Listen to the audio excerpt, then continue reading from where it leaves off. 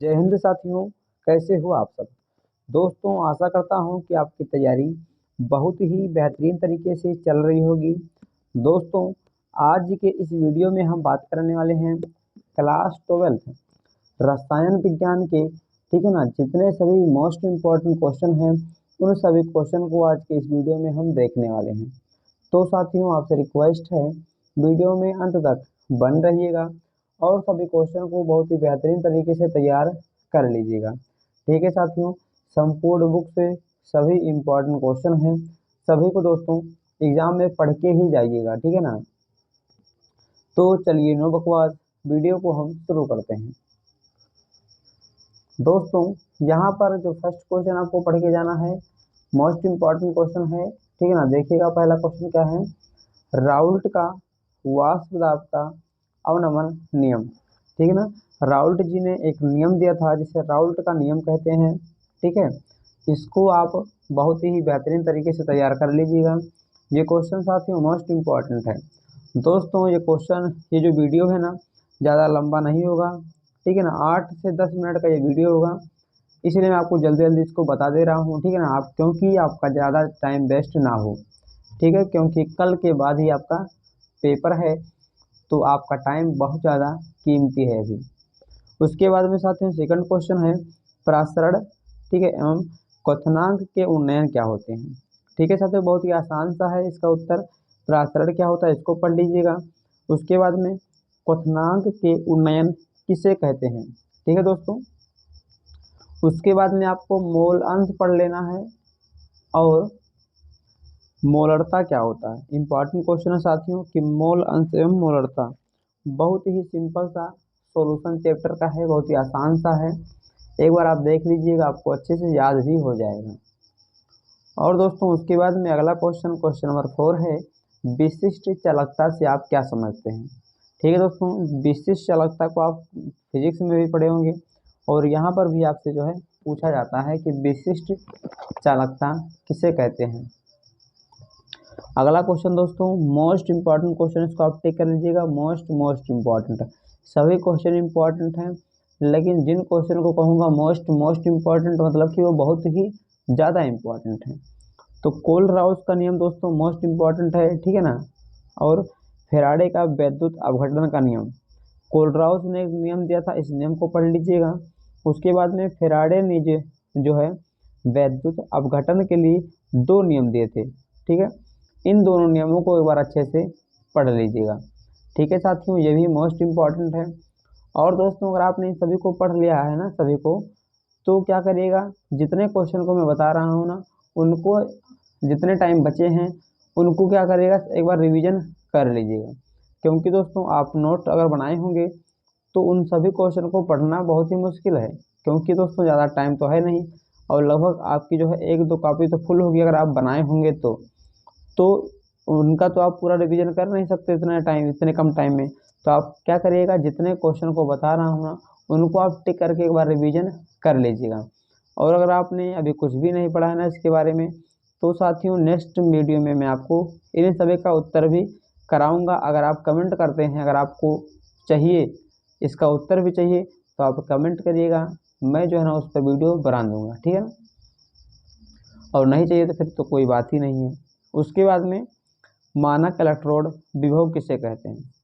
क्या है मेरे प्यारे साथियों, मानक इलेक्ट्रोड विभव क्या होता है, जिसे हम क्या बोलते हैं, नर्स्ट समीकरण भी बोल देते हैं, ठीक है ना। ये भी मोस्ट इम्पॉर्टेंट है, मोस्ट इम्पॉर्टेंट, यानी फिक्स और सिक्स क्वेश्चन दोनों इम्पॉर्टेंट है। उसके बाद में साथियों वैद्युत रासायनिक श्रेणी क्या है, ये भी मोस्ट इम्पॉर्टेंट क्वेश्चन है। वैद्युत रासायनिक श्रेणी किसे कहते हैं, ठीक है साथियों, बहुत ही बेहतरीन तरीके से इसको भी आपको अच्छे से तैयार कर लेना है।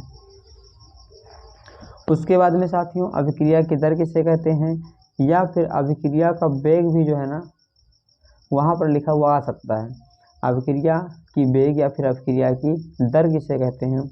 और दोस्तों इसको भी पढ़ लीजिएगा, ठीक है ना, ज़्यादा इम्पॉर्टेंट नहीं है फिर भी इसको पढ़ लीजिएगा, ठीक है ना। 4-5 शब्दों में इसका जो है उत्तर बनता है। तापीय गुणांक क्या होता है, ठीक। उसके बाद में ये क्वेश्चन दोस्तों बहुत ज़्यादा इम्पॉर्टेंट है और जो आपके एग्जाम में न्यूमेरिकल आते हैं ना वो यहाँ से भी बहुत आते हैं, ठीक है ना। इसके न्यूमेरिकल भी आते हैं और इसका डेफिनेशन, इनके सभी प्रॉपर्टीज, जितने सभी गुण हैं, इसको आपको पढ़ लेना है। और न्यूमेरिकल भी जो है ना यहाँ से आएंगे, तो आपको इसको अच्छे से तैयार करना है। क्वेश्चन क्या है साथियों, शून्य कोटि की अपक्रिया क्या होती है, ठीक है ना। उसके बाद में और प्रथम कोटि की अपक्रिया क्या होती है, यानी शून्य कोट और प्रथम कोटि की अपक्रिया, और उसके साथ में आभासी एकड़ुक अपक्रिया, ठीक है ना। तो इन तीनों अपक्रिया को आप तैयार कर लीजिएगा। बहुत ही ज़्यादा इम्पॉर्टेंट है कि शून्य कोटि की अपक्रिया, प्रथम कोटि की अपक्रिया और आभासी एकड़ुक अपक्रिया। उसके बाद में साथियों क्या है, अपक्रिया की कोटि किसे कहते हैं और आणविकता क्या होता है, ठीक है ना। ये अपक्रिया की वही कोटि है जो यहाँ पे ये दो है ना, शून्य कोट और प्रथम कोट, वो इसके प्रकार हैं, प्रकार से आप समझ लीजिएगा। तो वही यहाँ पे पढ़ना है, अपक्रिया की कोटि क्या होती है। अगर आप इनको पढ़ लेते हैं तो आपका ये तैयार हो जाएगा। और आणविकता आपको पढ़ना पड़ेगा, ठीक है, कि आणविकता आखिर क्या होता है। उसके बाद में साथियों यहाँ पे आ जाता है संक्रमण तत्व किसे कहते हैं, मोस्ट इम्पॉर्टेंट है साथियों, ठीक है ना। इसमें जो क्वेश्चन है ना कहीं किसी न किसी प्रकार से इससे क्वेश्चन पूछ लेता है। या तो पूछ लेगा संक्रमण तत्व किसे कहते हैं, ठीक है ना, या फिर संक्रमण तत्व की विशेषताएं पूछ लेगा, उसके गुण पूछ लेगा, मतलब कुछ भी जो है इससे क्वेश्चन पूछा जा सकता है। तो इसको आपको बहुत ही बेहतरीन तरीके से तैयार कर लेना है, ठीक है। उसके बाद में लेंथेनाइट और एक्टिनाइट मोस्ट इम्पॉर्टेंट है साथियों।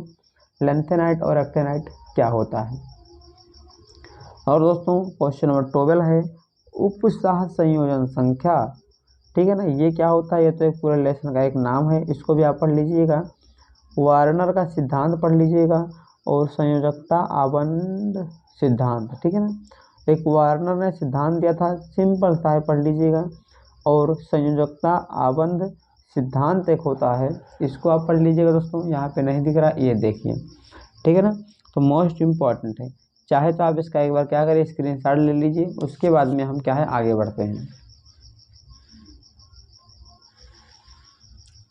तो दोस्तों चलिए अब हम आगे बढ़ते हैं। दोस्तों यहाँ पर अगला क्वेश्चन नंबर 13 है, उभयदंती नाभिक रागी क्या होते हैं, ठीक है साथियों। मोस्ट इम्पॉर्टेंट है, उभयदंती नाभिक रागी किसे कहते हैं। और दोस्तों एक क्वेश्चन और है, हेलो एरिनो, ठीक है ना, कि नाभिक रागी प्रतिस्थापन क्या होता है। यहाँ पर क्या है, उभयदंती नाभिक रागी और यहाँ पर हेलो एरिनो जो होते हैं, उनमें जो नाभिक रागी प्रतिस्थापन होता है वो किस प्रकार से होता है, इसको आपको दोस्तों तैयार कर लेना है, ठीक है ना। उसके बाद में DDT क्या होता है साथियों, ये भी इम्पोर्टेंट है। DDT का मतलब एक प्रकार का कीटनाशक होता है, ठीक है, तो इसके बारे में पढ़ लीजिएगा। और क्लोरोफॉर्म बनाने की विधि, दोस्तों इसको चाहे आप यहाँ पे पढ़िएगा, चाहे दोस्तों मैं एक जो छोटा सा वीडियो लेकर आऊँगा जिसमें दोस्तों जितने सभी इम्पोर्टेंट, ठीक है ना, बनाने की विधि है, जैसे क्लोरोफॉर्म बनाने की विधि और क्लोरोबेंजीन बनाने की विधि और फार्मल्डिहाइड बनाने की विधि, तो जितने सभी इम्पॉर्टेंट विधियां हैं बनाने वाली, ठीक है ना, चाहे प्रयोगशाला विधि हो चाहे जो विधि हो, उनको एक छोटे से 4-5 मिनट के वीडियो में आपको दोस्तों, ठीक है ना, जल्द ही बता दूंगा। उनको आप एक बार देख लीजिएगा, ठीक है ना एक तो आपके एग्जाम में आता है, यानी कि अगर कोई एक आ जाता है तो आपको वहाँ से 5 नंबर बिल्कुल पक्का हो जाएगा, ठीक है दोस्तों। अगला क्वेश्चन क्या है, ये भी क्वेश्चन मोस्ट इम्पॉर्टेंट है कि प्राथमिक द्वितीयक एवं तृतीयक एल्कोहलों में विभेद कीजिए। यानी कि जो एल्कोहल होते हैं, ठीक है ना, वो प्राथमिक, द्वितीयक और तृतीयक, इन तीनों एल्कोहलों को आपको विभेद करना है, उसमें क्या अंतर होता है ये सभी आपको वहाँ पर बताना रहेगा, ठीक है ना। तो इसको अभी आप बेहतरीन तरीके से तैयार कर लीजिएगा। उसके बाद में एक क्वेश्चन यही आ जाता है, प्राथमिक, द्वितीयक और तृतीयक एमिनो के बारे में भी पूछा जाता है, ठीक है ना। तो प्राथमिक, द्वितीयक और तृतीयक एल्कोहल के बारे में और एमीन के बारे में आपको अच्छे से तैयार करके जाना है। उसके बाद में साथियों यहाँ पर एथेनॉल के निर्जलन अभिक्रिया की क्रियाविधि आपको पढ़ लेना है, ठीक है ना। अगला क्वेश्चन है, फिनाल अम्लीय होते हैं, समझाइए, ठीक है ना। फिनाल अम्लीय होते हैं, क्यों होते हैं, मतलब किसी भी प्रकार से आपसे क्वेश्चन पूछ सकता है। ये वही फिनाल जिसको आप बोलते हैं फिनाइल पी के लूट जा, ठीक है ना, ये वही फिनाल है ये। उसके बाद में 18 क्वेश्चन है, कार्बोहाइड्रेट क्या होता है, ये भी इम्पोर्टेंट क्वेश्चन है साथियों। मोनोसेकेराइड क्या होते हैं और मेलिस परीक्षण क्या होते हैं, तैयार कर लीजिएगा आप।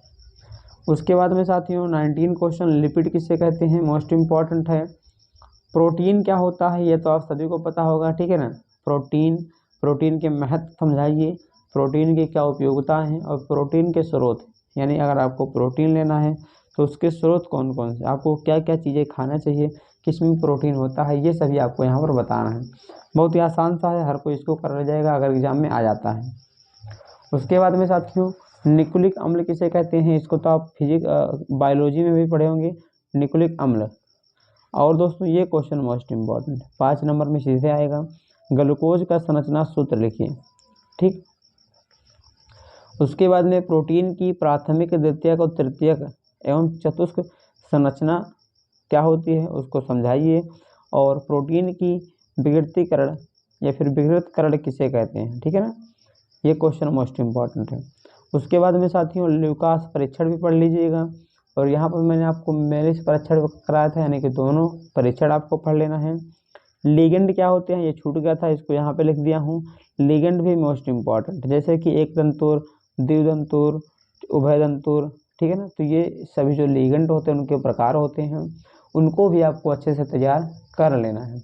उसके बाद में साथियों यहाँ पर जो है आप हाई स्कूल में पढ़े होंगे IUPAC नेम, वो यहाँ भी कभी कभी पूछ लेता है, ठीक है ना, इम्पॉर्टेंट है। तो अगर आपको आता है तो एक बार रिवीजन कर लीजिएगा, नहीं आता है तो फिर कोई ज़रूरत नहीं, रिवीजन मत करिएगा, क्योंकि अब इसको आप पढ़ने बैठेंगे तो ये नहीं कर पाएंगे, थोड़ा टफ होता है, ठीक है साथियों। तो ये था आज का वीडियो, आशा करता हूँ कि आपको वीडियो अच्छा लगा होगा। अगर आपको वीडियो अच्छा लगा हो तो वीडियो को लाइक करके दोस्तों में शेयर ज़रूर कर दीजिएगा। तो फिर मिलते हैं नेक्स्ट वीडियो में, तब तक के लिए जय हिंद, वंदे मातरम, जय माँ सरस्वती।